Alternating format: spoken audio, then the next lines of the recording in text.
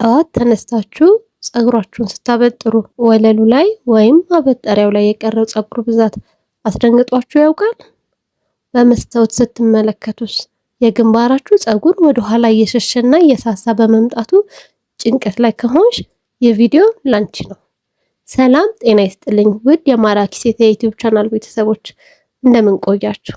ልጆችን አሳድገን ጡት አጥብተን እዚህ ማድረሳችን ትልቅ የፈጣሪ ስጦታና መስዋዕትነት ቢሆንም ሰውነታችን ውስጥ ያሉት ሆርሞኖችና ቪታሚኖች ሲቀንሱ ግን መጀመሪያ የሚጎዳው ፀጉራችን ነው። ዛሬ ግን መጨነቅና ማልቀስ የምናቆምበትን እኔ ራሴ ለራሴ መጠቀም የጀመርኩትንና አስገራሚ ለውጥ ያየሁበትን እንዲሁም እናንተም በቤታችሁ ውስጥ በቀላሉ ልታዘጋጁ የምትችሉትን አስደናቂ ሆምሜድ የፀጉር ትሪትመንት ማስኮችን ይዤላችሁ መጥቻለሁ። እስከ መጨረሻው አብራችሁን ቆዩ። መጀመሪያ ራስሽን አታስጨንቂው። የጭንቀት ሆርሞን ራሱ የፀጉር መነቃቀልን በጣም ስለሚያባብሰው መጀመሪያ ረጅምና ረጋ ያለ ትንፋሽ ውሰጂ። ልጆችን አሳድገሽ አጥብተሽ እዚህ ማድረስሽ ራሱ ትልቅ ቁም ነገር ነው። ሰውነትሽ ላደረገው ትልቅ መስዋዕትነት ምስጋና ይገባዋል። ከወሊድና ከማጥባት በኋላ የሚመጣ የፀጉር መሳሳትና መነቃቀል ወይም ፖስትፓርተም ሄር ሎስ በጣም የተለመደ ነው። ጡት ማጥባት ካቆምሽ ምናልባት ወራቶች አልፎ ይሆናል። ነገር ግን የሆርሞን መስተካከልና በሰውነትሽ ውስጥ ያጡት ቫይታሚኖች የመተካት ሂደት ጊዜ ይወስዳል። የምናዘጋጀው ለደረቀ፣ ለተሰባበረና ለተጎዳ ፀጉር ፍቱን የሆነ እጅግ በጣም አሪፍ የፀጉር ማስክን ላስተዋውቃችሁ። በዚህ ማስክ ፀጉራችን ይለሰልሳል፣ ያበራል፣ እንዲሁም ረጅምና ጠንካራ እንዲሆን ይረዳዋል። ወደ አዘገጃጀቱ ከመሄዳችን በፊት ግን ለቻናሌ አዲስ ከሆናችሁ ሰብስክራይብ ማድረጋችሁ እንዳትረሱ። የሚያስፈልጉን ግብአቶች፣ ይህንን ማስክ ለማዘጋጀት የሚያስፈልጉ ነገሮች በሙሉ ከተፈጥሮ የሚገኙና በቤታችን የማይጠፉ ናቸው። ግብአቶቹም አንድ የበሰለ አቮካዶ፣ ይህም ፀጉርን በጥልቀት ለማለስለስና እርጥበት ለመስጠት ይረዳናል። በተጨማሪም 2 የሾርባ ማንኪያ ንጹህ ማር፣ ይህ ደግሞ የፀጉርን ጤንነት ለመጠበቅና ብሩህነትን ለመጨመር ያግዘዋል። በተጨማሪም 2 የሾርባ ማንኪያ የወይራ ዘይት ወይም ኦሊቭ ኦይል ፀጉር እንዳይሰባበርና እንዳይበጣጠስ ይከላከላል። አጠቃቀሙም በጣም ቀላል ነው። መጀመሪያ ፀጉራችንን እንከፋፍለዋለን። በመቀጠልም ፈጭተንና አደባልቀን ያዘጋጀነውን ውህድ ከፀጉራችን ስር ወይም ስካልፕ ጀምረን እስከ ጫፉ ድረስ በደንብ እያሸን እንቀባዋለን። ሁሉንም ካዳረስን በኋላ በሻወር ኬፕ ወይም በንጹህ ፌስታል ፀጉራችንን ሸፍነን ከ30 እስከ 45 ደቂቃ እናቆየዋለን። በመጨረሻም ለስ ባለ ውሃ በሻምፖ በደንብ እንታጠበዋለን። ይህንን ማስክ በሳምንት 1 ጊዜ ወይም በ2 ሳምንት 1 ጊዜ ብታደርጉት ፀጉራችሁ ላይ የምታዩት ለውጥ ያስደምማችኋል። አሁን ደግሞ ለፈጣን የፀጉር እድገትና ለልስላሴ የሚሆን የሙዝና የእንቁላል ውህድ እናዘጋጅ። ፀጉራችሁ እየተበጣጠሰ እየሳሳና ቶሎ አላድግ እያላችሁ ለተቸገራችሁ ሴቶች ይህ የሙዝና የእንቁላል ማስክ ፍጹም ተስማሚ ነው። ፀጉርን በፕሮቲን በመመገብ ጥንካሬን ይሰጣል፣ የፀጉር መነቃቀልንም ያቆማል፣ እንዲሁም አስገራሚ ልስላሴን ይሰጣል። የሚያስፈልጉን ግብአቶችም 3 ነገሮች ብቻ ናቸው። 1 ወይም 2 የበሰለ ሙዝ። ሙዝ በፖታሲየም እና በተፈጥሮ ዘይቶች የበለጸገ ስለሆነ ፀጉር እንዳይሰባበር ይከላከላል። ከዚህ ሙዝ ጋር ደግሞ 1 ሙሉ እንቁላል እንጨምርበታለን። ይህም ለፀጉራችን እጅግ በጣም አስፈላጊ የሆነውን ፕሮቲን በመስጠት የፀጉር እድገትን ያፋጥናል። ውህዳችን ላይ 1 የሾርባ ማንኪያ የኮኮናት ዘይት ብንደባልቅበት ደግሞ ፀጉራችን እንዳይደርቅና ሁልጊዜ እርጥበት እንዲኖረው ያደርጋል። አጠቃቀሙም በመጀመሪያ ፀጉራችንን በደንብ እናበጥረዋለን። ከዚያም ውህዱን ከፀጉራችን ስር ጀምረን እስከ ጫፍ ድረስ ሙሉ በሙሉ እናዳርሰዋለን። እንቁላል ስላለው የራስ ቅላችንን በደንብ መመገብ አለብን። ከተቀባን በኋላ ፀጉራችንን በሻወር ኬፕ ሸፍነን ለ30 ደቂቃ እናቆያለን። ስንታጠብ ግን በጭራሽ በትኩስ ወይም በፈላ ውሃ መሆን የለበትም። ምክንያቱም እንቁላሉ ፀጉራችን ላይ እንዳይጣበቅ ነው።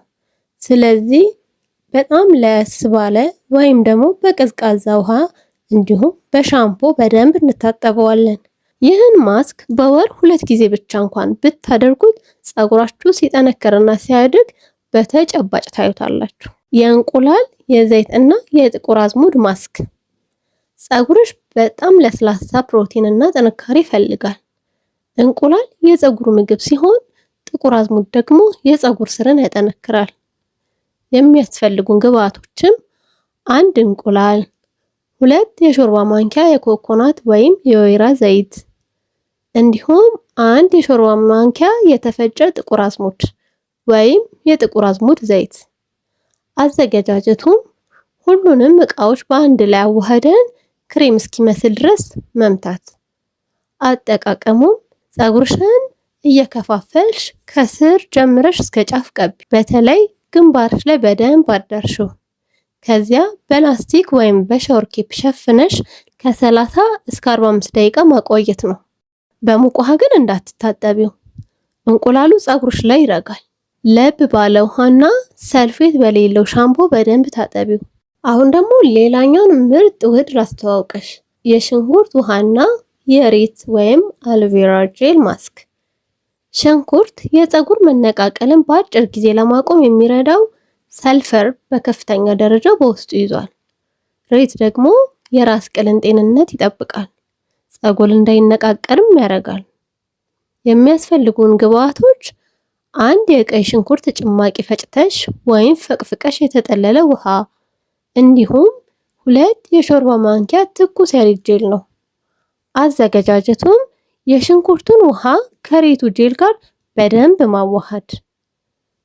ከዚያም በኮተን ቦል ወይም በጨርቅ አሊያም በእጅሽ እየነከርሽ የሳሳውና የሸሸውን የግንባርሽን ፀጉር እና ሙሉ የራስ ቅልሽ ላይ ትቀቢው። ለ30 ደቂቃ ቆይተሽ በሻምፖና በኮንዲሽነር ታጠቢው። የሽንኩርቱን ሽታ ለማጥፋት የታጠብሽበት ውሃ ላይ ጥቂት የሎሚ ጭማቂ ወይም የቡና ውሃ መጨመር ትችያለሽ። በተጨማሪም ግን ውስጣዊ አመጋገብ በጣም ወሳኝ ነው። ፀጉር የሚያድገው ከውስጥ ነው።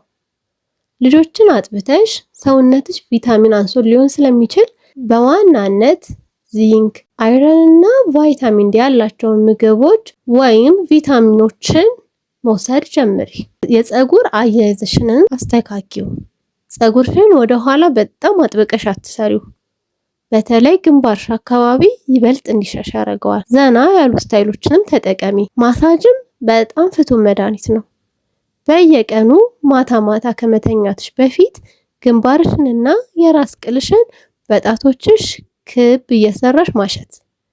ይህም የደም ዝውውርን ስለሚጨምር ፀጉር እንዲበቅል ያደርገዋል። ይህ የሆርሞንና የሰውነት ዑደት ስለሆነ ያልፋል። ቢያንስ ለ2 አሊያም ለ3 ወራት ሳታቋርጪ እነዚህን ትሪትመንቶች በቅንነት ሞክሪያቸው።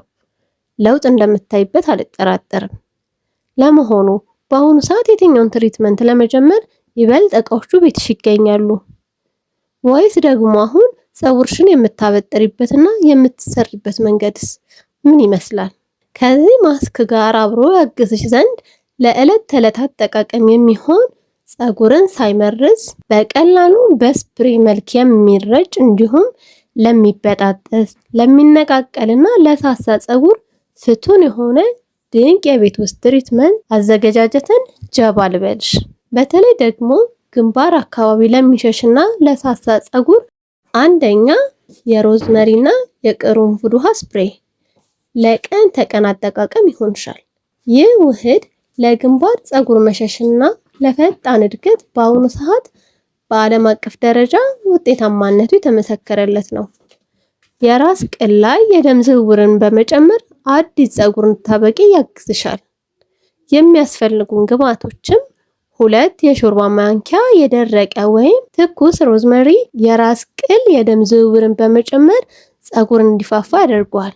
አብረሽም 1 የሾርባ ማንኪያ ቅርንፉድ ብትጠቀሚለት ፀጉር እንዳይበጣጠስ ያጠነክራል፣ ስሩንም ያጠነክረዋል። የአልመንድ ወይም የአርጋን ዘይት ከ4 እስከ 5 ጠብታዎች ብትቀላቂበት ፀጉርሽ ብሩህነት እንዲኖረውና እርጥበቱም እንዳይጠፋ ይረዳዋል። አዘገጃጀቱም ውሃን በማንቆርቆሪያ ካፈላሽ በኋላ ማውረድ፣ ከዚያም ሮዝመሪውንና ቅርንፉዱን የፈላ ውሃ ውስጥ መጨመር።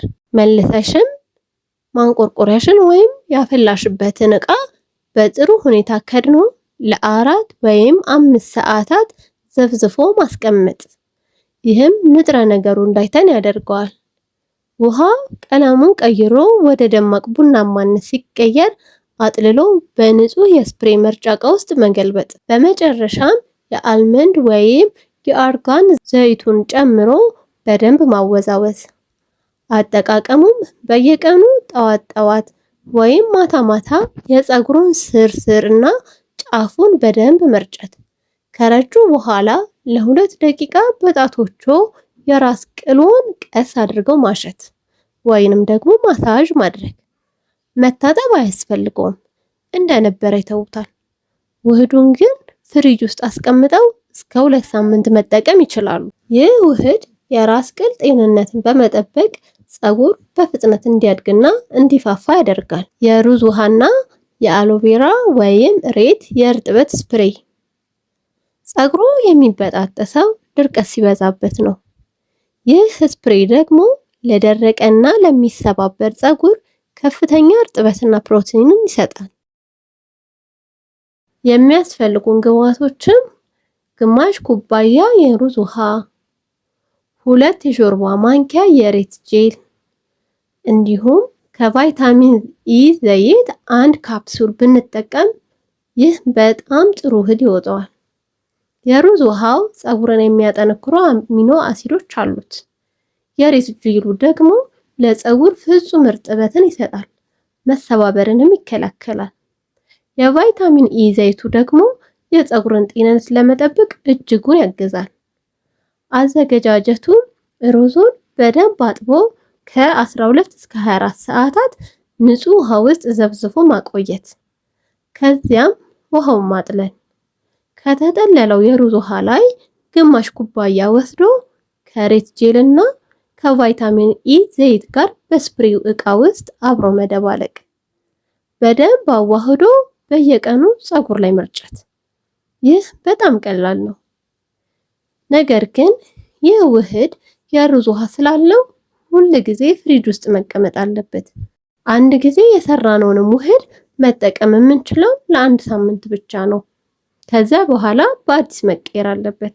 ሁልጊዜም ቢሆን የተሻለ ውጤት ማግኘትን ከፈለጉ ስፕሬውን ከመረጨቱ በፊት ሁልጊዜ ዕቃውን በደንብ ማወዛወዝ አይርሱ። ይህም ዘይትና ውሃው እንዲዋሃድ ያግዘዋል። ስፕሬውን ከተጠቀሙ በኋላ ደግሞ ፀጉሮ እርጥበቱን ይዞ እንዲቆይ ወይም ሎክ ለማድረግ በጣም ቀላል የሆነ የፀጉር ቅባት ለምሳሌ የኮኮናት ወይም የለውዝ ዘይት ያለው ቅባት በመጠቀም በትንሹ ጫፍ ጫፉ ላይ መቀባት ተመራጭ ነው። ለቀን ተቀን እንቅስቃሴው ፀጉሩ ላይ ደስ የሚል ማዛ እንዲኖረው ከፈለጉ ወደ ውህዶቹ 2 ጠብታ የላቬንደር ወይም የፔፐርሚንት ኢሴንሻል ኦይል መጨመር ይችላሉ። ውበት ከውስጥ ነው የሚጀምረው። ሰውነታችን ልጆቻችንን ለመገንባት ትልቅ ዋጋ ከፍሏል።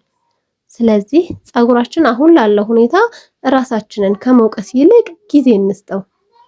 ዛሬ ያየናቸውን ማስኮች ቢያንስ ለ2 እና ለ3 ወራት ሳታቋርጡ በቅንነት ሞክሯቸው። አስገራሚ ለውጥን ያገኙበታል። እናንተስ ከወሊድ ወይም ከማጥባት በኋላ የፀጉር መነቃቀል ሲያጋጥማችሁ ምን ተጠቀማችሁ? ተስተካከለላችሁ ወይስ ችግሩ ቀጥሏል? ያላችሁን ልምድ ከታች በኮሜንት መስጫው ላይ አጋሩን። እርስ በርሳችን እንማማርበት። ይህ ቪዲዮ ለሌሎች እናቶችም እንዲደርስ ላይክ እና ሼር ማድረጋችሁን አትርሱ። ለቻናሉ አዲስ ከሆናችሁ ደግሞ ይህን ማራኪ ሴት የዩቲዩብ ቻናላችንን ሰብስክራይብ በማድረግ ቤተሰብ ይሁኑ። በሚቀጥለው ቪዲዮ በሌላ ርዕስ እስከምንገናኝ ለራሳችሁ ክብርና ፍቅር እየሰጣችሁ ቆዩን። በደህና ሰንብቱ።